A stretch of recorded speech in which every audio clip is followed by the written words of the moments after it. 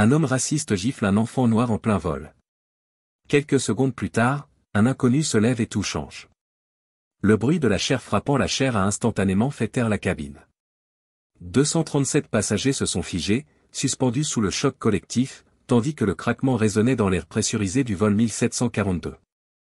Marcus Williams, 16 ans, a claqué la tête sur le côté. Sa joue a instantanément été illuminée. Des yeux écarquillés d'incrédulité et d'humiliation se sont posés sur lui.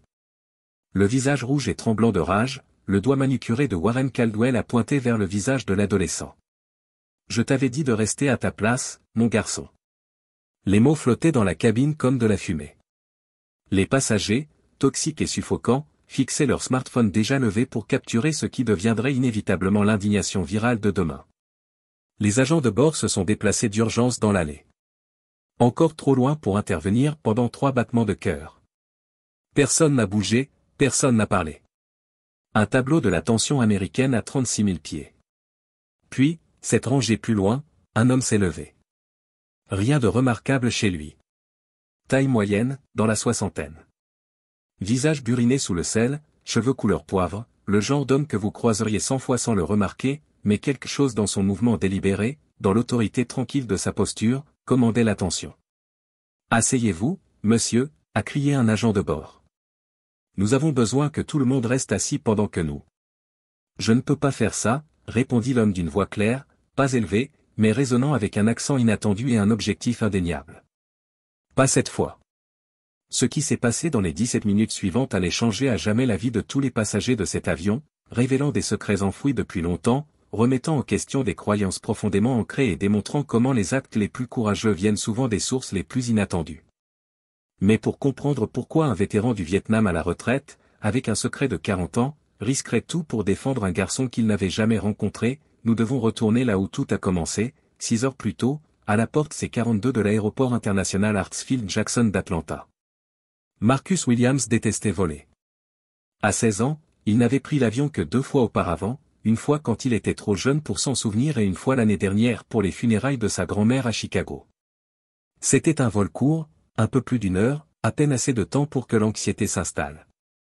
Ce vol vers Los Angeles, à 4h30 de route, était différent, non pas qu'il l'admette à qui que ce soit, et encore moins à son père. « Vous avez votre carte d'embarquement ?» demanda le docteur David Williams pour la 3e fois en 15 minutes. L'anxiété de son père se manifestait par une habitude obsessionnelle de passer en revue les listes de contrôle. Un trait qui lui avait été utile en tant que chirurgien cardiothoracique parmi les plus respectés d'Atlanta, mais qui pouvait être épuisant pour sa famille. « Oui, papa, c'est dans le portefeuille que tu m'as donné. Comme les 2 dernières fois que tu as demandé. » Marcus essaya de contenir sa voix. Son père était seulement minutieux, voulant seulement s'assurer que son enfant unique, son héritage, comme il l'appelait parfois Marcus de manière embarrassante dans ses discours publics, arriverait à bon port au National Science Decathlon. Et vous avez vos fichiers de présentation sauvegardés sur votre ordinateur portable, dans le cloud et sur une clé USB? Oui, et je vous les ai envoyés par email, ainsi qu'au professeur Diaz. Marcus adoucit le ton en voyant les épaules de son père se détendre progressivement. Papa, je m'en occupe. Le comité ne va pas redescendre ma place en finale car je suis en retard de quelques minutes au dîner d'avant-compétition. Le docteur Williams expira lentement, sa grande silhouette se calmant tandis qu'il posait ses 2 mains sur les épaules de son fils. À 16 ans, Marcus faisait déjà sa taille, 1,61 m, bien que plus mince, tous les angles et le potentiel là où son père était solide. Certitude. Ils partageaient les mêmes yeux marron profonds, la même détermination sur leur mâchoire, les mêmes mains avec de longs doigts adroits, mains de chirurgien, bien que Marcus fût déterminé à l'astrophysique, pas à la médecine. Je sais que tu le fais. Je viens de dire ça.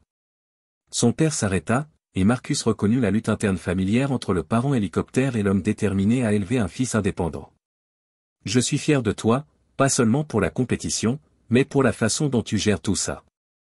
Tout ça, l'euphémisme poli pour l'absence de sa mère, pour la blessure encore vive de son départ il y a 11 mois pour un congé sabbatique à Paris, qui avait duré de 6 semaines à indéfini, pour la façon dont Marcus avait intensifié ses efforts en gardant ses notes parfaites tout en apprenant à cuisiner et en aidant à la gestion du ménage sans jamais se plaindre, même lorsque ses amis passaient les week-ends à.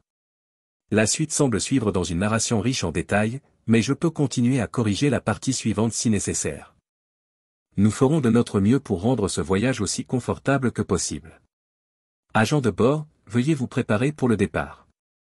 Alors que la démonstration de sécurité commençait, un rituel que peu de passagers prenaient la peine de regarder, Marcus remarqua Sophie glissant discrètement un petit bloc-notes sur sa tablette, jetant un rapide coup d'œil pour s'assurer que l'homme à côté d'eux était toujours absorbé par sa propre tablette.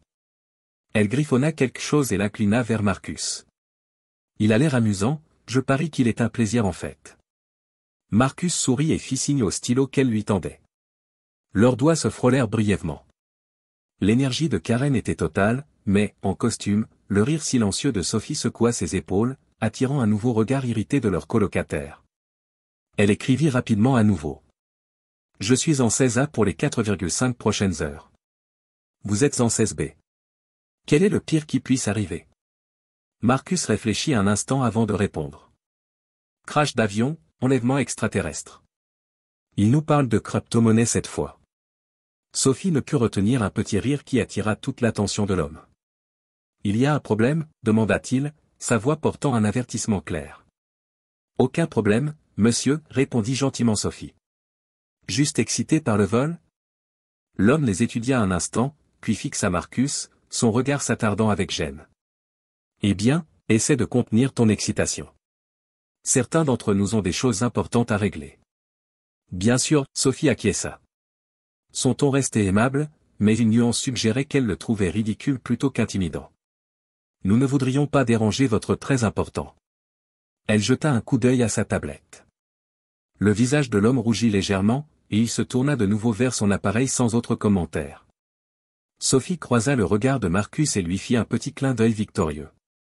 L'avion commença à rouler, les moteurs grondaient sous eux alors qu'ils se dirigeaient vers la piste. Marcus sentit le nœud familier d'anxiété se resserrer dans son estomac, non seulement à cause du décollage imminent, mais aussi à cause de l'hostilité subtile émanant de l'homme à côté de lui. Une tension qui semblait disproportionnée par rapport à la légère gêne d'être assis à côté d'adolescents bavards, comme s'il ressentait son malaise. Sophie fit glisser son bloc-notes à nouveau. Première fois à Los Angeles? Marcus hocha la tête en écrivant en retour. Concours scientifique. Tu rends visite à ma mère. Mes parents sont divorcés. Mon père est à Atlanta, ma mère à Los Angeles, je suis la balle de ping-pong humaine. Avant que Marcus ne puisse répondre, l'avion accéléra soudainement, les poussant dans leur siège alors qu'ils filaient sur la piste. Il agrippa instinctivement les accoudoirs, ses jointures blanchissant, et sentit une petite main recouvrir la sienne. Sophie serra rapidement ses doigts pour le rassurer tandis que l'avion décollait du sol et montait abruptement dans le ciel de l'après-midi. La partie effrayante est terminée, murmura-t-elle en retirant sa main aussi nonchalamment qu'elle l'avait tendue. Maintenant, c'est juste ennuyeux pendant quelques heures. La simple gentillesse du geste prit Marcus au dépourvu, le réchauffant de manière inattendue. Il relâcha sa prise, hochant la tête en signe de remerciement tandis que l'avion montait toujours plus haut. Warren Caldwell, bien que Marcus ne connaissait pas encore son nom, observait leur interaction avec des yeux plissés. Ses pensées étaient cachées derrière un masque d'indifférence d'entreprise, mais quelque chose dans la façon dont son regard s'attardait et la tension autour de sa bouche suggérait que les 4h30 suivantes pourraient s'avérer tout sauf ennuyeuses. Cette rangée derrière Marcus, au siège 23, Michael Cavish regardait par la fenêtre tandis qu'Atlanta s'éloignait progressivement sous eux. La ville se transformait d'un paysage détaillé en une grille tentaculaire puis en un motif abstrait de lumière et d'ombre. À 66 ans, il trouvait toujours le voyage en avion miraculeux, se souvenant encore de son premier vol, un transport militaire vers le Vietnam en 1975. Son estomac se retournait de peur, qui n'avait rien à voir avec le fait de voler, mais tout à voir avec l'endroit où l'avion l'emmenait. « Veux-tu quelque chose à boire une fois que nous aurons atteint l'altitude de croisière ?» La question de l'hôtesse de l'air qui s'arrêtait à côté de sa rangée tira Michael de ses souvenirs. « Juste de l'eau, s'il vous plaît, répondit-il. Son accent était toujours perceptible après 47 ans en Amérique. Peu de gens le reconnaissaient encore.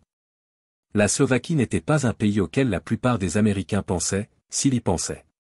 Mais de temps en temps, quelqu'un captait la légère musicalité de ses consonnes, l'accent subtil sur des syllabes inattendues, et demandait d'où il venait à l'origine. L'hôtesse de l'air portait le nom d'Amara. Son badge indiquait « Amara ». Elle hocha la tête et continua son chemin dans l'allée avec une efficacité éprouvée. Michael retourna à la fenêtre, regardant les nuages percés sous le bleu intense au-dessus. Il n'était pas censé être sur ce vol. Il n'était pas censé voyager du tout. Il y a 3 jours, il s'occupait avec bonheur de son jardin dans la petite maison qu'il possédait depuis 30 ans à Decatur, juste à l'extérieur d'Atlanta, ne prévoyant rien de plus aventureux qu'un dîner avec la famille de sa fille dimanche. Puis vint l'appel téléphonique qui changea tout. Docteur Assa Patel. Sa voix était douce mais directe. Les tests confirment ce que nous soupçonnions. Monsieur Cavish, cancer du pancréas stade 4. Je suis vraiment désolé. 4 à 6 mois, c'était le pronostic.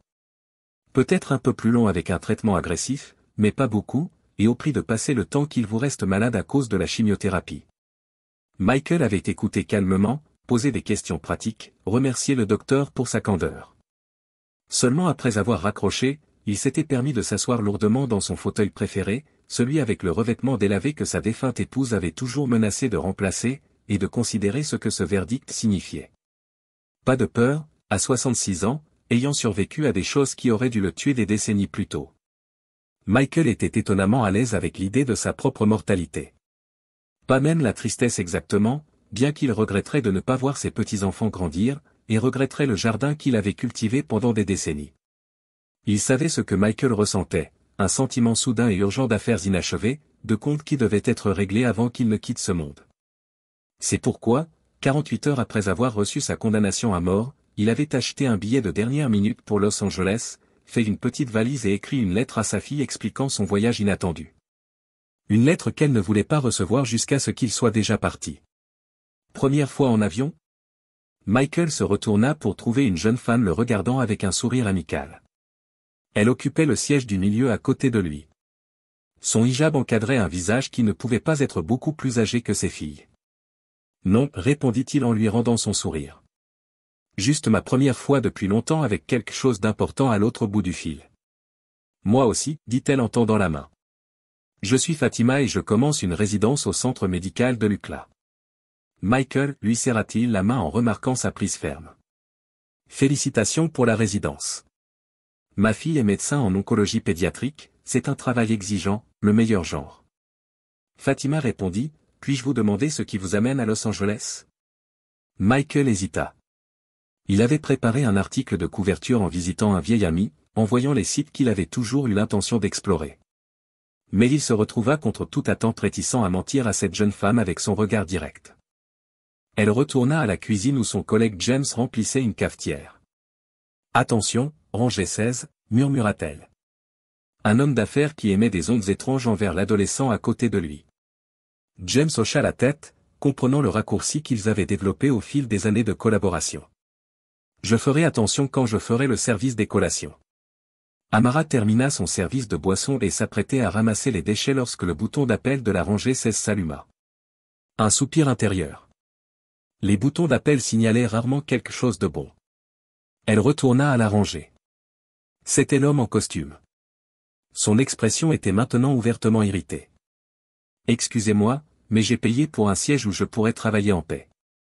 Y a-t-il une possibilité de me déplacer ailleurs? Peut-être en classe économique premium s'il y a de la place? Amara jeta un coup d'œil à Marcus et à la fille qui regardaient tous les deux attentivement n'importe où sauf l'homme qui se plaignait d'eux.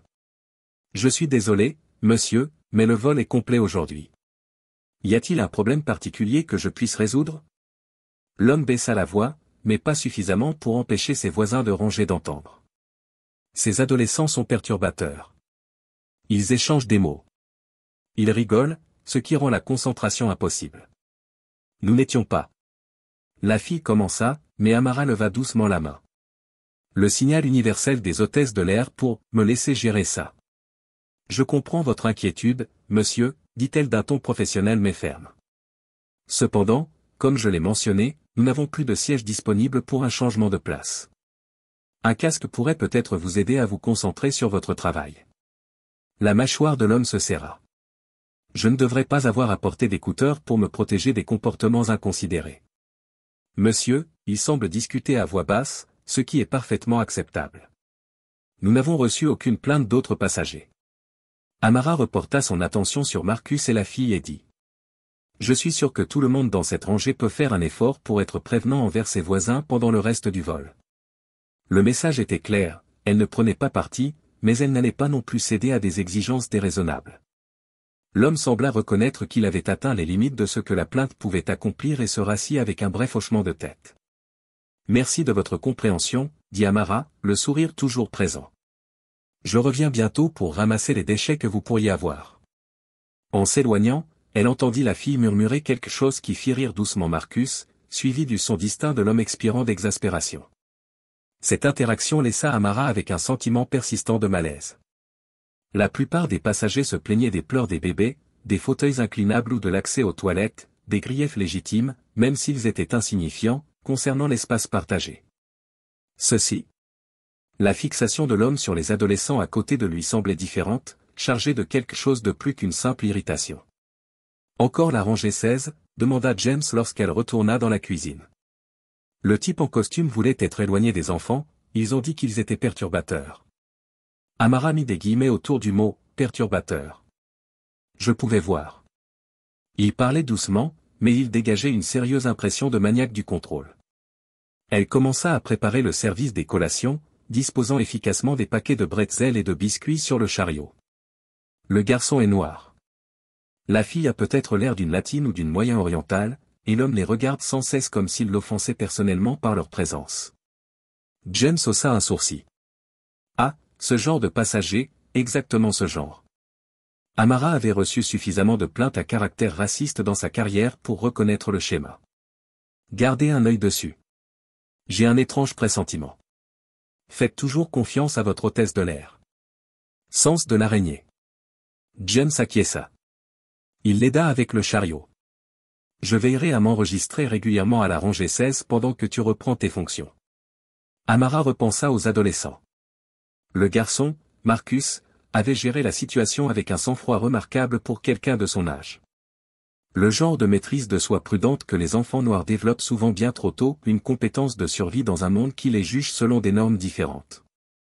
L'injustice de cela a suscité une colère familière chez Amara, qu'elle avait appris à canaliser dans son écriture plutôt que de la laisser affecter son comportement professionnel. Peut-être y aurait-il matière à son scénario. Non pas la situation spécifique, mais la dynamique en jeu, les manières subtiles et moins subtiles dont les préjugés se manifestent dans les espaces confinés. Comment la tension peut monter dans les cabines pressurisées jusqu'à ce que quelque chose doive céder. Amara espérait pour le bien de tous que le vol 1742 atteindrait Los Angeles sans que cette tension ne trouve de soulagement, mais alors qu'elle poussait le chariot à collation en avant, elle ne pouvait se débarrasser du sentiment que le véritable voyage pour la rangée 16 ne faisait que commencer. 1 heure après le début du vol, Marcus faisait de son mieux pour devenir invisible après que l'hôtesse de l'air se soit adressée à leur rangée. Warren Caldwell, il s'était présenté avec une formalité pointue, comme si son nom devait leur dire quelque chose, était tombé dans un silence glacial, ponctué seulement par la taille occasionnelle et le tapotement agressif de son stylet sur sa tablette. Sophie avait essayé de reprendre leur conversation. Elle chuchota quelquefois, mais chaque tentative lui valut des regards si perçants de la part de Caldwell qu'elle finit par se réfugier dans son livre, non sans lever les yeux au ciel, en signe de solidarité avec Marcus, qui n'avait pas d'autre choix. Marcus avait mis ses écouteurs et ouvert sa présentation sur son téléphone, relisant ses notes pour la compétition du lendemain. Mais sa concentration s'évanouissait constamment, distraite par la présence hostile à ses côtés et par l'inconfort croissant de rester parfaitement immobile pour éviter le moindre contact avec le bras ou la jambe de Caldwell lorsque le signal sonore de la ceinture de sécurité retentit. Marcus saisit l'occasion pour une brève évasion. « Excusez-moi, dit-il à Caldwell, j'ai besoin d'aller aux toilettes. » Un instant, il pensa que l'homme refuserait de bouger, puis, avec une gêne exagérée, Caldwell se leva et s'avança dans l'allée, simulant l'interruption de son travail. Alors que Marcus se glissait devant lui, il sentit Sophie lui fourrer quelque chose dans la main, un morceau de papier plié. Il referma les doigts dessus et se dirigea vers les toilettes arrière, croisant des rangées de passagers dans divers états d'ennui en plein vol, dormant, lisant, regardant des films sur de minuscules écrans ou le regard vide. En avant, dans les limbes particulières du voyage en avion, les toilettes étaient heureusement vides. Une fois à l'intérieur de l'espace exigu, Marcus déplia le mot de Sophie. Ce type me donne la chair de poule. S'il te dit quelque chose de bizarre quand je ne suis pas là, dis-moi que ma mère est avocate spécialisée dans les affaires de discrimination. Elle le dévorerait tout cru. Le mot fit sourire Marcus malgré son malaise. Quelque chose dans la férocité de Sophie. Sa volonté immédiate d'être une alliée le toucha. Il était habitué à naviguer seul dans des situations difficiles, au calcul minutieux du moment où il fallait s'exprimer et du moment où il fallait laisser les choses glisser. Avoir quelqu'un explicitement dans son coin était une expérience nouvelle. Après avoir pris son temps aux toilettes, en partie pour retarder son retour à son siège, en partie parce que les toilettes d'avion étaient des exemples fascinants de conception efficace, Marcus retourna dans l'allée en approchant de la rangée 16. Il remarqua que Caldwell et Sophie semblaient être au milieu d'une conversation tendue. Le visage de Sophie était rouge. Son expression était un mélange de colère et d'incrédulité. Caldwell se penchait vers elle et parlait d'une voix basse et intense.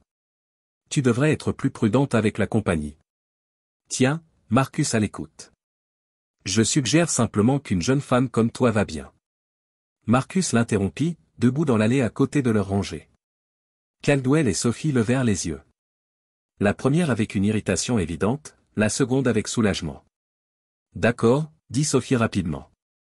Monsieur Caldwell partageait simplement ses opinions non sollicitées sur à peu près tout. La mâchoire de Caldwell se serra. Je donnais simplement un conseil amical. Des conseils que ses parents pourraient apprécier étant donné les circonstances. L'implication était claire et Marcus sentit un poids froid familier s'installer dans son estomac. Il avait déjà rencontré ce type d'inquiétude avant, de supposer que sa simple présence près d'une fille blanche ou d'une fille blanche de passage constituait une sorte de menace ou d'influence corruptrice. « Je dois retourner à ma place, » dit Marcus d'une voix égale, sa voix soigneusement contrôlée. « Bien sûr, » répondit Caldwell avec un mince sourire. Se relevant de nouveau pour laisser passer Marcus, nous ne voudrions pas vous empêcher d'étudier. Alors que Marcus reprenait sa place du milieu, Sophie se pencha et murmura. Il a attendu que vous partiez, puis a commencé à me dire que je devais faire attention à certains types de personnes. Il disait veiller sur ma sécurité. Pouvez-vous croire ça? Marcus pouvait en fait y croire trop facilement. Il avait connu des variations de cette forme particulière de racisme tout au long de sa vie. L'hypothèse de criminalité, de danger et d'indignité liée à la proximité de filles ou de femmes blanches provenait généralement des générations plus âgées, de personnes dont les années de formation avaient précédé le mouvement des droits civiques ou dont les cercles sociaux étaient restés épargnés par l'intégration. Le rencontrer si. Une lueur passa dans les yeux de Caldwell. De la surprise, peut-être, ou la prise de conscience gênante que ces hypothèses étaient remises en question. Il prit une autre gorgée de son scotch. Tant mieux pour toi. C'est toujours encourageant de voir des jeunes d'horizons divers exceller académiquement. Cela montre ce qu'on peut accomplir avec les bonnes opportunités. Chaque pause, chaque insistance prudente, impliquait lourdement que les réussites de Marcus étaient exceptionnelles pour sa race, qu'elles résultaient d'opportunités spéciales plutôt que de ses propres capacités. Son succès était en quelque sorte dû au système qui l'avait permis, plutôt qu'à Marcus lui-même. Sophie se raidit à côté de lui, ouvrant la bouche pour répondre, mais Marcus secoua subtilement la tête. Il avait appris depuis longtemps qu'affronter directement un langage aussi codé était rarement positif. Mieux valait le laisser passer pour préserver son énergie pour les batailles importantes. Merci, dit-il, retournant simplement à son téléphone, signalant clairement qu'il réfléchissait à la conversation. C'était fini, mais Caldwell, enhardi peut-être par l'alcool ou frustré par le refus de Marcus de s'engager dans ses provocations, n'était pas terminé. Vous savez, quand j'étais enfant, nous n'avions pas tous ces programmes spéciaux et ces initiatives en matière de diversité, nous devions mériter nos réussites uniquement par le mérite. La déclaration flottait dans l'air, son défi était indéniable. Marcus sentit son rythme cardiaque augmenter, la montée d'adrénaline familière qui accompagnait la navigation dans ces interactions tendues avant qu'il ne puisse décider comment ou s'il devait répondre. Sophie intervint. C'est drôle de voir comment le mérite seul semblait toujours favoriser certaines catégories démographiques. À l'époque, elle dit son ton conversationnel, mais ses yeux perçants, presque comme si le système avait été conçu de cette façon. Caldwell se tourna vers elle, son expression se durcissant. Jeune femme, vous ne comprenez clairement pas comment fonctionne le monde réel de nos jours. Le pendule a tellement basculé dans l'autre sens que les candidats qualifiés sont ignorés au profit du respect des quotas de diversité. C'est de la discrimination inversée, c'est aussi simple que cela, que vous est-il arrivé? Sophie demanda innocemment, avez-vous été ignoré pour quelque chose? Marcus faillit s'étouffer devant sa franchise. Le visage de Caldwell rougit, la couleur montant de son col jusqu'à la racine de ses cheveux dans une vague de rouge modelé. J'ai eu une carrière très réussie, dit-il d'un ton sec, mais j'ai vu cela arriver à des collègues. Des gens talentueux sont ignorés parce qu'ils ne correspondent pas aux critères démographiques. Cela doit être très difficile pour eux. Sophie répondit d'une voix dégoulinante de fausse sympathie, presque aussi difficile que des siècles d'exclusion totale. Les yeux de Caldwell se plissèrent. Vous êtes très jeune, vous comprendrez mieux quand vous aurez plus d'expérience de la vie, tous les deux, il inclut Marcus dans son regard. Le monde n'est pas aussi simple qu'on vous l'apprend dans vos cours de sciences sociales. Vous avez raison, dit Marcus doucement, incapable de rester silencieux plus longtemps. C'est beaucoup plus complexe, c'est pourquoi les récits simplistes sur le mérite et la diversité passent complètement à côté de l'essentiel. Oh, Caldwell haussait un sourcil. Et à quoi bon, d'après vos 16 ans de sagesse? Marcus soutint son regard avec constance. Le véritable mérite ne peut se mesurer que sur un pied d'égalité. Et malgré des progrès significatifs, ce domaine est encore loin d'être égal. Une perspective pratique pour quelqu'un qui bénéficie du système actuel, à peu près aussi pratique que la vôtre pour quelqu'un qui en a bénéficié. Lors de la précédente conversation, l'échange avait dégénéré au-delà de ce que Marcus avait prévu et il vit l'expression de Caldwell passer de la condescendance à une colère sincère. L'homme ouvrit la bouche pour répondre, mais fut interrompu par l'agent de bord James, qui apparut à côté de leur rangée avec un timing d'entraînement. « Comment ça va, ici? Puis-je avoir quelqu'un à resservir ou un autre en cas ?» Sa question amicale était clairement stratégique. Une intervention professionnelle dans ce qu'il avait correctement identifié comme une situation qui s'envenimait. Caldwell sembla se rendre compte qu'il était sur le point de franchir une ligne qui pourrait attirer l'attention des autorités. Il se ressaisit visiblement. « Je vais bien, merci, dit-il sèchement. « Puis-je avoir de l'eau » demanda Marcus, reconnaissant de l'interruption. « Pareil pour moi, s'il vous plaît, ajouta Sophie. James acquiesça, s'approchant directement et, monsieur, il s'adressa directement à Caldwell. « J'ai remarqué que vous aviez terminé votre scotch. Voulez-vous un autre scotch, ou peut-être un café? Nous allons bientôt servir un deuxième service de boisson. » L'accent subtil sur le café était une façon pour James de suggérer que plus d'alcool n'était peut-être pas le meilleur choix. Caldwell sembla comprendre le sous-entendu et se raidit légèrement. « Un café serait parfait, dit-il, noir, comme James. » James s'éloigna en promettant de revenir rapidement avec leur boisson. Un silence gêné s'installa au rang 16. Caldwell retourna à sa tablette, son langage corporel fermé et défensif. Sophie échangea un regard avec Marcus qui exprimait à la fois des excuses et de la solidarité. Marcus lui adressa un petit sourire rassurant avant de fermer les yeux, feignant de dormir pour éviter tout autre engagement. Mais derrière ses paupières closes, son esprit s'emballait. La rencontre l'avait laissé déstabilisé, non seulement à cause du racisme à peine voilé de Caldwell, mais à cause de sa propre réaction. Il avait mordu à l'hameçon, engagé exactement le genre de confrontation que son père lui avait toujours conseillé d'éviter, le genre où, en tant que jeune homme noir, il avait tout à perdre et rien à gagner. La voix du docteur Williams résonna dans sa mémoire, « Ce n'est pas juste, fils, mais c'est la réalité. Tu dois être 2 fois plus contrôlé, 2 fois plus prudent, 2 fois plus conscient de la façon dont les autres te perçoivent. C'est épuisant, je sais que c'est exaspérant, mais jusqu'à ce que le monde change, c'est le fardeau que nous portons. » Marcus avait compris la vérité des paroles de son père dès son plus jeune âge, avait intériorisé le calcul constant du risque par rapport aux principes, la réglementation prudente du ton et d'expression, les décisions stratégiques sur le moment de s'exprimer et le moment de laisser passer l'injustice sans la remarquer. C'était un ensemble de compétences qu'aucun adolescent de 16 ans aurait dû maîtriser et qui était devenu une seconde nature. Mais parfois, comme maintenant, coincé dans un tube de métal à 36 000 pieds, à côté d'un homme dont le sectarisme occasionnel était d'autant plus insidieux qu'il était sous couvert de raison, le poids de ce fardeau était écrasant. Et le plus frustrant était de savoir que ce léger inconfort, cette rencontre fugace, était insignifiante comparée à ce que d'autres subissent quotidiennement, que la position de son père, son éducation, son privilège économique le protégeaient des réalités les plus dures d'être noir en Amérique. Si ce bref vol pouvait l'épuiser si complètement, que devait-il être pour ceux qui n'ont aucun répit, aucun tampon de privilège? Cette pensée-là à la fois humiliée et renforcée, renforçant sa détermination à utiliser tous les avantages dont il disposait pour créer le changement, pour travailler vers ces conditions de jeu équitables dont il avait parlé. Pour l'instant, bien que tout ce qu'il puisse faire était de supporter les heures restantes du vol avec autant de dignité et d'instinct de préservation que possible, de choisir judicieusement ses batailles, pour se souvenir que le véritable test de son caractère n'était pas la façon dont il répondait aux provocations de Caldwell, mais la façon dont il se comportait dans la poursuite de ses objectifs plus vastes. Avec cette pensée, Marcus se laissa dériver dans un véritable sommeil, l'épuisement de la vigilance constante surmontant finalement son inconfort. Il ne remarqua pas Sophie le regardant avec inquiétude, ni Caldwell l'étudiant avec une expression qui avait dépassé l'irritation pour quelque chose de plus sombre et de plus troublant. Il ne vit pas non plus Michael Cavache se relever, observant toute l'interaction avec l'attention vive de quelqu'un qui reconnaissait trop bien la dynamique en jeu. Le vol continua vers l'ouest, emportant ses passagers vers Los Angeles, chacun avec ses propres destinations, leurs propres histoires, leurs propres raisons d'être à bord du vol 1742.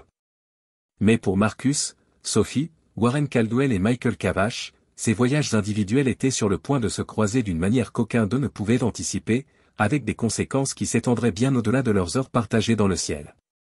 2 heures après le début du vol, la cabine s'était installée dans le rythme somnol de l'ennui de mi-parcours. Les stores des fenêtres étaient baissés contre la lumière crue du soleil à 36 000 pieds, créant un artificiel crépuscule propice à la sieste.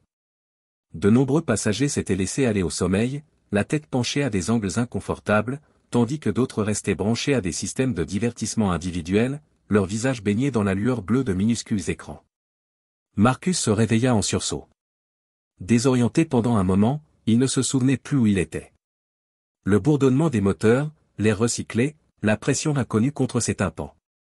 Tout s'enregistra comme anormal avant que sa conscience ne le rattrape, avion Los Angeles, compétition et Caldwell. L'homme était toujours à ses côtés, travaillant maintenant sur ce qui semblait être une présentation, marmonnant de temps en temps pour lui-même en ajustant. Contrairement à la plupart des passagers qui restaient absorbés dans leur petit monde de divertissement ou de sommeil, cet homme était alerte, observateur. Son regard se déplaçait pensivement dans la cabine. Lorsque ses yeux rencontrèrent Marcus, il y eut un moment de connexion, une lueur de reconnaissance qui allait au-delà de la simple reconnaissance habituelle entre étrangers. L'homme fit un léger signe de tête, presque imperceptible, avant de retourner son attention au livre sur ses genoux. Quelque chose à propos de ce bref échange troubla Marcus. Ce n'était pas menaçant, mais significatif, comme si un message lui avait été transmis, qu'il ne parvenait pas à déchiffrer. Le chariot de service avança, libérant l'allée, et Marcus retourna à son siège. Caldwell, toujours plongé dans une conversation avec son nouvel allié de l'autre côté de l'allée, se leva pour le laisser passer sans le saluer, sans plus aucun respect pour les valeurs traditionnelles. Marcus l'entendit en se rasseyant sur son siège. Tout est question d'éveil maintenant. Quoi que cela veuille dire exactement. L'autre homme acquiesça. Sa voix portait clairement à travers l'étroit couloir. Mon petit-fils rentre de l'université en parlant de privilèges blancs et de racisme systémique. Je lui ai dit, j'ai grandi pauvre en Alabama. Où était mon privilège? Caldwell hocha vigoureusement la tête.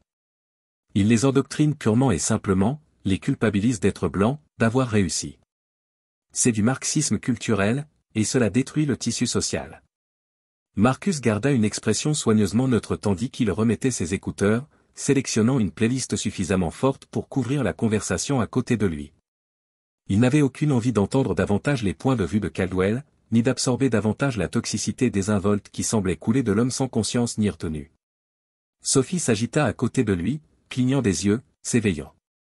Elle s'étira, puis remarqua son expression et jeta un coup d'œil à Caldwell, toujours plongé dans sa commisération. « Qu'est-ce que j'ai raté ?» murmura-t-elle. « Je me faisais juste de nouveaux amis », répondit Marcus doucement, en inclinant la tête vers la conversation en cours. Sophie écouta un instant. Son expression passa de la confusion endormie à la compréhension, puis au dégoût. Waouh, il avait trouvé son peuple. Hein, comme les oiseaux se ressemblent, devrions-nous entamer notre propre conversation bruyante sur la théorie critique de la race et la fluidité des genres? Leur donner de quoi se plaindre? Les yeux de Sophie brillèrent malicieusement malgré son malaise. Marcus sourit à la suggestion. Ting, mais ce n'est probablement pas la décision la plus sage quand on est encore coincé ici pour 2 heures. Tu n'es pas drôle, fit-elle la moue, mais son expression se calma tandis qu'elle l'observait. Sérieusement, est-ce que ça va? Ce type s'est montré discrètement hostile depuis le décollage, et il ne s'agit évidemment pas seulement de nous, les adolescents perturbateurs. Marcus apprécia sa franchise, son refus de prétendre que la situation était autre chose que ce qu'elle pensait. C'était trop souvent les gens, surtout les blancs, qui dansaient autour du pot en reconnaissant le racisme, préférant attribuer un comportement problématique à autre chose, une mauvaise journée, un malentendu, un conflit de personnalité. La reconnaissance directe de Sophie était rafraîchissante. Je vais bien, lui assura-t-il. Ce n'est pas ma première rencontre avec quelqu'un comme lui, ce ne sera probablement pas la dernière. C'est tellement dégoûtant, dit Sophie, sa voix baissant encore plus bas. Et le pire, c'est qu'il pense probablement qu'il n'est pas raciste. Il a probablement des amis noirs au travail et serait profondément offensé si quelqu'un le dénonçait. Le type, je ne vois pas la couleur, concéda Marcus, qui, d'une manière ou d'une autre, parvenait encore à la voir partout. Leur analyse chuchotée fut interrompue lorsque le chariot de boissons atteignit leur rangée. Amara sourit professionnellement en demandant, « Des boissons pour vous ?»« De l'eau pour moi, s'il vous plaît, dit Marcus. »« Je prendrai un autre scotch, ajouta Sophie. Caldwell dit, en se détournant de sa conversation de l'autre côté de l'allée, double, cette fois. Le sourire d'Amara resta fixe, mais ses yeux clignotèrent brièvement vers Marcus et Sophie avant de retourner à Caldwell. Je serais heureuse de vous apporter une autre boisson, monsieur, mais je dois limiter l'alcool à un par service. Je peux vous offrir une boisson sans alcool ou un café comme alternative. La mâchoire de Caldwell se serra. Est-ce une nouvelle politique? J'ai emprunté cette route des dizaines de fois et je n'ai jamais rencontré cette restriction auparavant. C'est à la discrétion de l'équipage, répondit Amara avec douceur, en se basant sur divers facteurs, notamment la durée du vol et la gestion globale de la cabine. L'explication fut donnée avec une telle certitude professionnelle qu'il était impossible de discuter sans paraître déraisonnable. Caldwell sembla le reconnaître. Son expression s'aigrit, mais son ton resta civilisé. Café, puis noir. Pendant qu'Amara préparait le café, Marcus la surprit en train d'adresser un léger signe de tête à James. Une communication privée entre membres d'équipage suggérait qu'ils surveillaient la situation plus activement que leur attitude désinvolte ne l'indiquait. Lorsqu'elle tendit l'eau à Marcus, il y avait une petite serviette en dessous avec les mots « Tout va bien », discrètement écrits dans un coin. Il croisa brièvement son regard et lui fit un petit signe de tête rassurant en acceptant la boisson. Le geste, simple, professionnel, mais indéniablement encourageant, le toucha de manière inattendue. Il y avait quelque chose de puissant dans le fait d'être vu, de voir son malaise reconnu sans drame ni spectacle. Cela lui rappela que pour chaque Warren Caldwell dans le monde, il y avait aussi des Amara, des Sophie et des gens comme James qui reconnaissaient l'injustice et prenaient des mesures petites mais significatives pour la contrebalancer. Alors que le service des boissons continuait dans l'allée, Caldwell sirota son café avec un mécontentement évident, ayant abandonné sa conversation ennuyeuse pour fusiller du regard sa tablette. La tension au rang 16 monta d'un cran. Les limites de la classe économique rendaient l'atmosphère presque insupportablement chargée. Sophie, apparemment déterminée à détendre l'atmosphère, poussa doucement Marcus et murmura, « Alors, dis-moi plus sur ces ondes gravitationnelles et s'il vous plaît, utilise les termes de physique les plus gros et les plus compliqués possibles. » Je veux voir son cerveau exploser en essayant de suivre. La stratégie était transparente mais efficace. Pendant les 15 minutes qui suivirent, Marcus expliqua son projet dans un langage technique détaillé, Sophie posant des questions étonnamment perspicaces qui suggéraient soit un intérêt sincère, soit des talents d'acteur remarquables, délibérés ou non. Leur discussion académique servit de réprimande subtile à la condescendance antérieure de Caldwell, une démonstration que les adolescents perturbateurs qu'il avait écartés étaient engagés dans des activités intellectuelles au-delà de ses hypothèses. Caldwell ne dit rien pendant leur échange, mais sa posture rigide et sa prise blanche sur sa tasse de café en disaient long. Chaque explication articulée de Marcus, chaque question intelligente de Sophie semblait le noter comme du papier de verre sur une peau à vif. Lorsque l'annonce arriva qu'ils commençaient leur descente initiale dans la zone de Los Angeles, Marcus ressentit une vague de soulagement. L'épreuve était presque terminée. Il serait bientôt hors de cet avion, loin de Warren Caldwell et de son hostilité à peine voilée, concentré sur la compétition qui l'avait amené à traverser le pays. Se concentrant sur le concours qui pourrait potentiellement assurer son avenir au MIT, l'épreuve du vol 1742 ne deviendrait qu'une autre histoire, une autre expérience à classer dans sa compréhension croissante du fonctionnement du monde et de sa place en son sein. À ses côtés, Sophie rassemblait déjà ses affaires en rangeant son livre dans un sac à dos coloré orné de pain et d'écussons. Alors, pour le concours du lendemain, elle demanda, « À quelle heure présentez-vous » ? Le tour préliminaire est à 10 heures, et si j'arrive à la finale, c'est à 15 heures. Je vous envoie de bonnes ondes, même si je suis sûr que vous n'en avez pas besoin. Quelqu'un qui peut expliquer la gravité quantique à un adolescent privé de sommeil dans un avion va probablement écraser une compétition scientifique. Marcus rit. Merci pour le vote de confiance et pour avoir rendu ce vol supportable. Je vous le renvoie sans vous comme tampon. J'aurais peut-être jeté mon livre à l'Amérique des entreprises là-bas. Elle baissa la voix pour la dernière partie, bien que Caldwell fût clairement à portée de voix. L'avion roula lentement vers la porte d'embarquement, s'arrêtant finalement avec une légère embardée. Le signal sonore des ceintures de sécurité retentit et les passagers se levèrent immédiatement. Universal se précipita pour débarquer, bloquant toute tentative de sortie ordonnée. « Laissez-moi obtenir votre numéro très rapidement », dit Marcus en cherchant son téléphone dans sa poche. Mais alors qu'il se tournait légèrement sur son siège pour le sortir, son coude heurta le bras de Caldwell, ce qui fit bouger sa tasse de café. Le liquide restant, une petite quantité seulement, éclaboussa la tablette de Caldwell qu'il tenait sur ses genoux. « Attention !» Caldwell claqua la voix suffisamment sèche pour attirer l'attention des passagers à proximité. Il attrapa une serviette et essuya rapidement l'écran. « Es-tu toujours aussi maladroit ou est-ce juste quand tu essaies d'impressionner ta petite amie ?» L'hostilité soudaine, la tentative délibérée de l'embarrasser devant Sophie et les passagers environnants, frappa Marcus comme un coup physique. Il sentit la chaleur lui monter au visage, non pas à cause de l'embarras, mais à cause de l'effort pour contenir la colère. Cela le traversa. « Ce n'était qu'un accident, dit-il d'une voix basse. Je m'excuse pour un accident. Caldwell répéta son ton, indiquant clairement qu'il n'y croyait pas, tout comme si c'était un accident. Quand vous avez interrompu mon travail pendant tout le vol, tout comme si c'était un accident. Vous n'avez pas pu baisser la voix ni rester chez vous.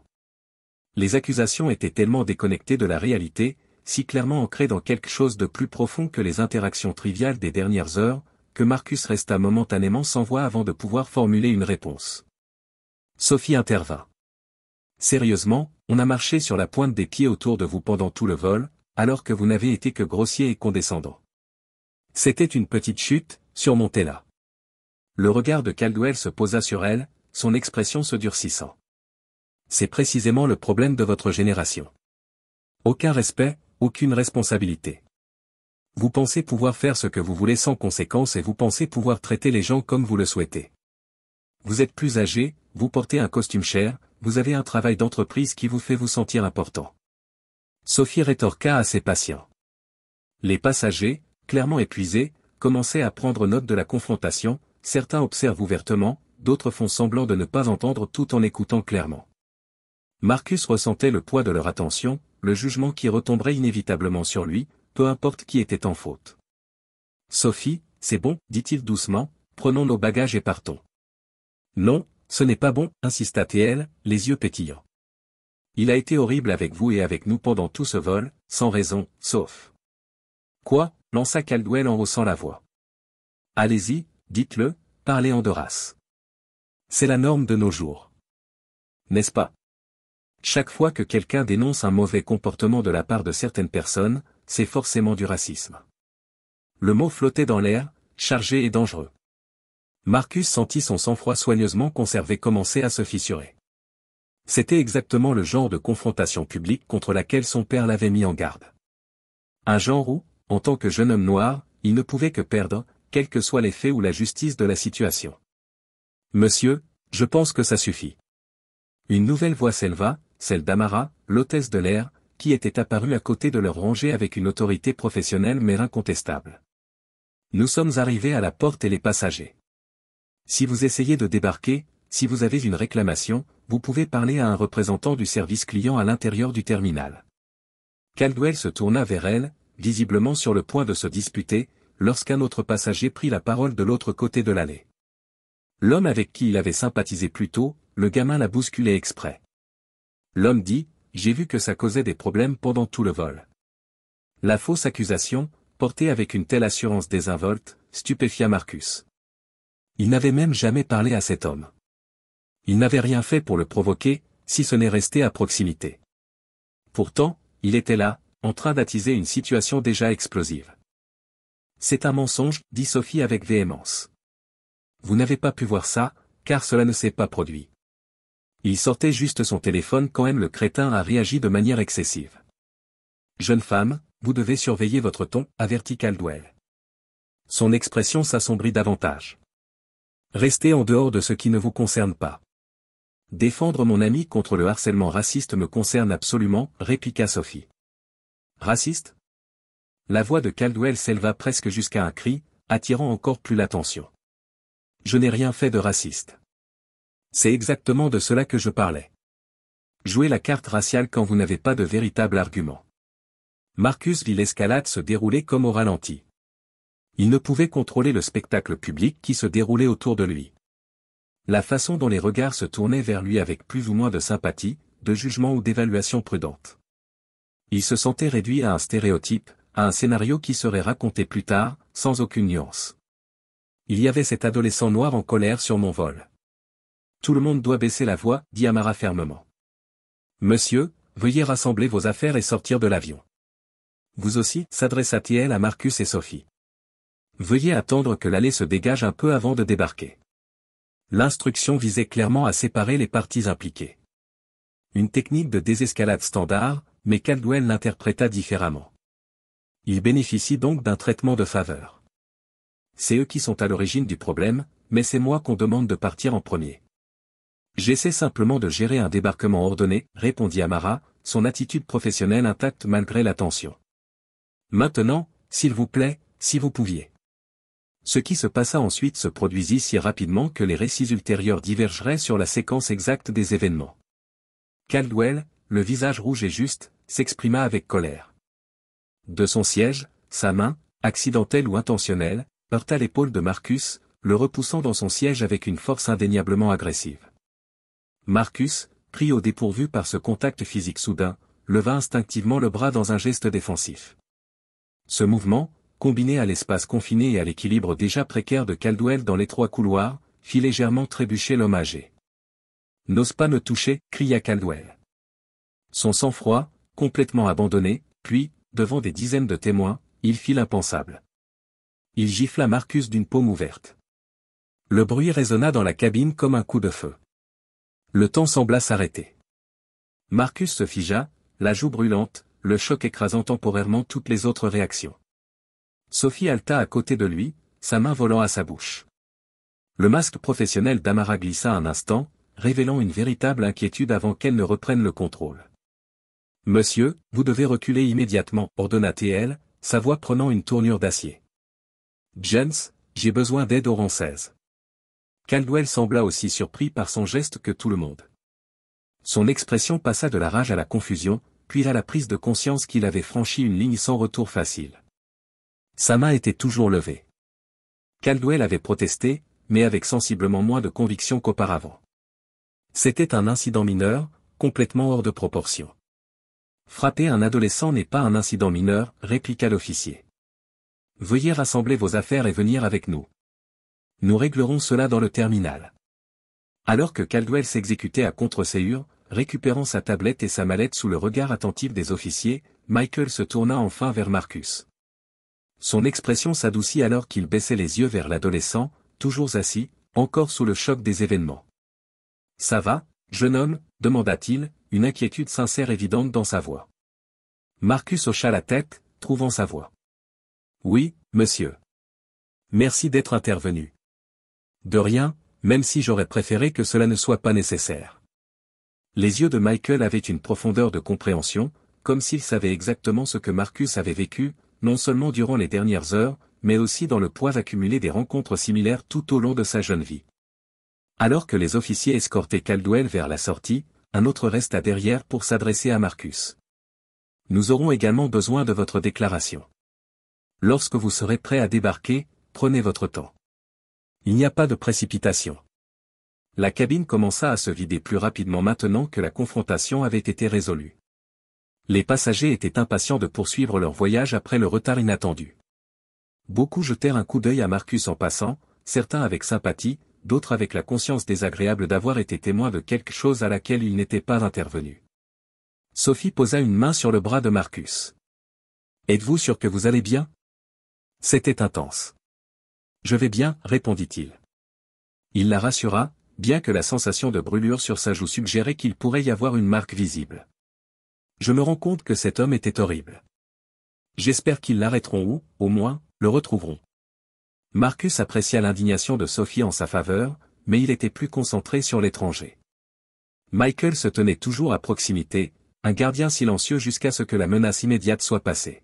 « Merci, monsieur, dit à nouveau Marcus en se levant, alors que l'allée se dégageait enfin suffisamment pour qu'ils puissent se tenir confortablement. Je ne sais pas ce qui se serait passé si vous n'étiez pas intervenu. Michael secoua légèrement la tête.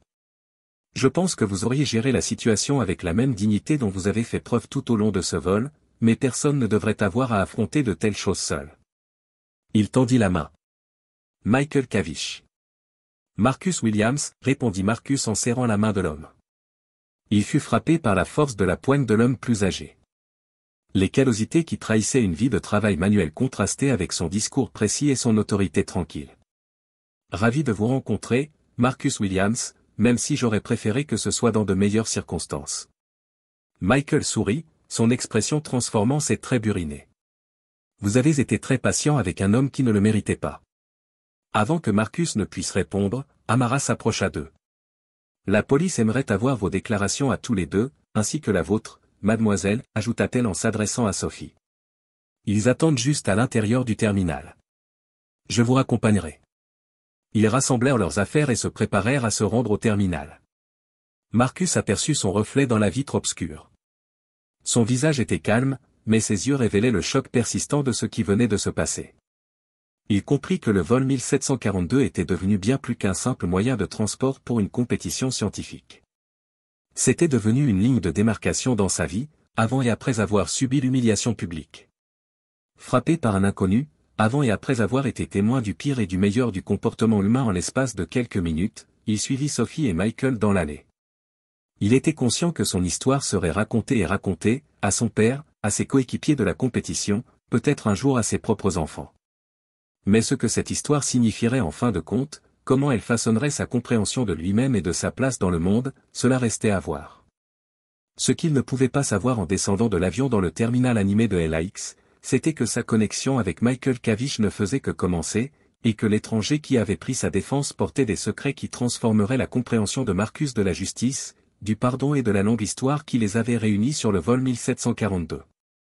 Je pense que la justice prend de nombreuses formes et le système juridique formel n'en est qu'une parmi d'autres. La question que vous devez vous poser est, quel résultat représenterait la vraie justice dans cette situation? Est-ce une punition pour M. Caldwell? Est-ce une responsabilité publique? Ou est-ce quelque chose de complètement différent?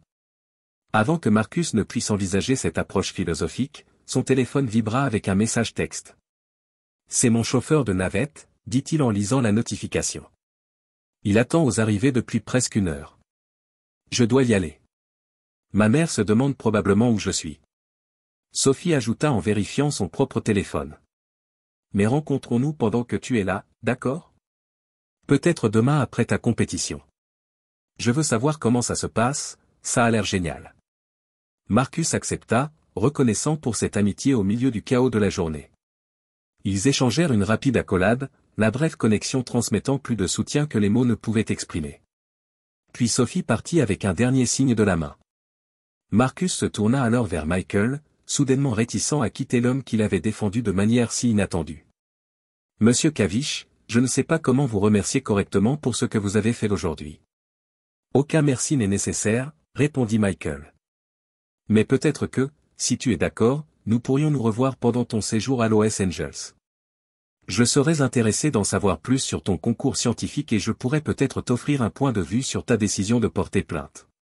Quelque chose dans les manières de l'homme plus âgé, sa dignité tranquille, ses yeux pensifs et le soupçon d'une compréhension commune qui transcendait leurs différences évidentes résonna chez Marcus. Bien qu'ils viennent de se rencontrer dans des circonstances très inhabituelles, il ressentait une connexion avec Michael qu'il ne pouvait pas vraiment expliquer. J'aimerais bien, dit Marcus, surpris par la sincérité de sa réponse. Je séjourne à l'hôtel Westside près de Ucla. Le concours se déroule jusqu'à demain après-midi. Parfait, peut-être un dîner demain soir. Je connais un petit restaurant à proximité. Rien d'extraordinaire, mais la nourriture est excellente. Michael sortit une carte de visite de son portefeuille et la tendit à Marcus. Mon numéro, si tu décides de me rencontrer. Marcus accepta la carte, notant le design simple, Michael Cavish, maître charpentier, avec un numéro de téléphone et une adresse email. Je t'appellerai demain après le concours, promit Marcus en glissant la carte dans sa poche. Et merci encore, monsieur Cavish. Tout le monde n'aurait pas fait ce que vous avez fait. Michael répondit simplement.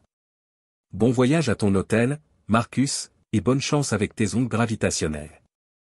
Surpris et heureux que Michael se soit souvenu du sujet de son projet, Marcus sourit d'un sourire sincère, cette fois le premier depuis l'incident dans l'avion. Avec une dernière poignée de main, il mit son sac à dos sur son épaule et se dirigea vers la sortie où son chauffeur patient l'attendait. Tandis qu'il naviguait dans le terminal bondé, ses pensées oscillaient entre la compétition à venir, la décision de porter plainte et la figure énigmatique de Michael Cavish. Quelque chose dans l'intervention de l'homme plus âgé semblait significatif, au-delà des circonstances immédiates, comme si leur rencontre sur le vol 1742 n'avait pas été qu'une simple coïncidence mais une convergence de chemins qui étaient censés se croiser. C'était une pensée inhabituelle pour un jeune scientifique dévoué au monde rationnel de la physique et des mathématiques. Pourtant, alors que Marcus sortait dans les basses chaleurs du soir d'Angèle, il ne pouvait se débarrasser du sentiment que cette journée, avec tous ses rebondissements inattendus, avait déclenché des événements dont il n'avait pas encore pleinement compris la signification. Dans une petite salle d'attente dans une autre partie de l'aéroport, Warren Caldwell était assis seul. Son costume coûteux froissé, son arrogance antérieure dégonflée par les réalités de la détention et les conséquences imminentes. La porte s'ouvrit, et un agent entra avec un presse-papier. « Monsieur Caldwell, nous avons recueilli les déclarations de plusieurs témoins, y compris les agents de bord et plusieurs passagers. Le récit est cohérent. Vous avez agressé physiquement un mineur après une altercation verbale que vous semblez avoir initiée et aggravée. » Caldwell se racla la gorge. « J'ai perdu mon sang-froid. C'était une erreur de jugement momentanée que je regrette profondément. Une erreur de jugement qui constitue une agression sur mineur, souligna l'agent. Le jeune homme est en train de décider s'il doit porter plainte. Entre-temps, la compagnie aérienne a déjà imposé une interdiction d'1 an sur tous ses vols, effective immédiatement. La voix de Caldwell se haussait, incrédule. C'est scandaleux. Je prends l'avion chaque semaine pour affaires. Cela aura de graves répercussions sur ma capacité à faire mon travail. Vous auriez dû y réfléchir avant de frapper un adolescent à la vue de centaines de témoins, répondit l'agent sans sympathie. Vous êtes libre de partir pour le moment, mais ne quittez pas la zone des Los Angeles pendant les 72 prochaines heures. Nous devrons vous contacter concernant la décision de la victime concernant les accusations, et peut-être pour un interrogatoire plus approfondi. Alors que l'officier l'escortait hors de la salle de détention, le téléphone de Caldwell vibra avec une notification. Il déverrouilla l'écran pour trouver de multiples alertes sur les réseaux sociaux, toutes liées à des vidéos de l'incident du vol 1742, déjà partagées sur différentes plateformes, suscitant déjà l'indignation et les commentaires. L'identifiant était déjà associé à son nom et à son entreprise. Au matin, son employeur le verrait, ses clients le verraient, sa famille le verrait. La façade soigneusement construite de Warren Caldwell, un cadre respecté, un homme de famille, un pilier de la communauté, serait recouverte d'une nouvelle image indélébile, l'homme qui a giflé un adolescent noir dans un avion. Alors que cette prise de conscience s'installait, Caldwell sentit une terreur froide se répandre en lui. La satisfaction momentanée de son explosion, la libération de tensions qu'il n'avait même pas pleinement reconnues, semblait maintenant un prix inconcevablement élevé pour ce qui allait suivre. Sa carrière, sa réputation, son image de soi, tout à coup en danger à cause d'actions qu'il ne pouvait pas revenir en arrière. Et quelque part dans les Los Angeles, un garçon de 16 ans détenait le pouvoir de déterminer à quel point ses conséquences seraient graves. Michael Cavish, assis dans sa modeste voiture de location dans le parking de l'aéroport, ne fit aucun geste pour démarrer le moteur ou commencer son voyage vers le petit hôtel qu'il avait réservé à Westwood. Il sortit plutôt une photo usée de son portefeuille, une image en noir et blanc de 2 jeunes hommes en uniforme militaire, les bras croisés autour des épaules, souriant avec la bravade forcée de ceux qui tentent de masquer la peur avec confiance. L'un des jeunes hommes était clairement Michael lui-même, environ 45 ans plus jeune, mais avec les mêmes traits distinctifs. L'autre était noir, avec un large sourire qui n'atteignait pas tout à fait ses yeux attentifs. Au dos, une écriture décolorée les identifiait, Mike et James Dang, 1975. Michael traça l'image avec un doigt patiné, son expression s'adoucissant en une expression de vieux chagrin et de regret plus ancien. « Je l'ai trouvé, James, murmura-t-il à la photo. J'ai trouvé ton petit-fils comme je l'avais promis. » La coïncidence, si c'en était une, semblait trop profonde pour être un simple hasard, que sur ce vol, ce jour-là, il rencontre non pas n'importe quel jeune homme ayant besoin d'aide, mais Marcus Williams, petit-fils de James Anderson, l'homme qui avait sauvé la vie de Michael au Vietnam, et dont Michael avait gardé le secret pendant 45 ans, au prix d'un terrible sacrifice pour eux deux. Marcus ne savait pas, ne pouvait pas savoir, n'avait pas reconnu le nom de Michael ni fait de lien avec sa propre histoire familiale, ce qui signifiait que James avait tenu sa promesse de n'avoir jamais parlé à personne, pas même à sa fille ou à son petit-fils, de ce qui s'était passé toutes ces années auparavant, du choix que Michael avait fait pour se protéger aux dépens de James, de la dette qui était restée impayée pendant près d'un demi-siècle, jusqu'à maintenant. Avec la photo retournée en toute sécurité dans son portefeuille, Michael démarra finalement la voiture. Il était venu à Los Angeles avec 4 à 6 mois à vivre et un seul but, retrouver James Henderson et faire amende honorable avant qu'il ne soit trop tard. Il ne s'attendait pas à rencontrer l'héritage de James sous la forme de son petit-fils. Il n'avait pas anticipé les émotions complexes que cette rencontre susciterait, mais peut-être que c'était aussi une forme de justice, l'opportunité non seulement de reconnaître un ancien tort, mais d'empêcher un nouveau de se lever. Quand il était resté assis pour parler, quand il était resté silencieux, Michael savait qu'il avait changé. Et maintenant, dans les derniers jours qu'il lui restaient, il se demandait si une forme de rédemption était encore possible.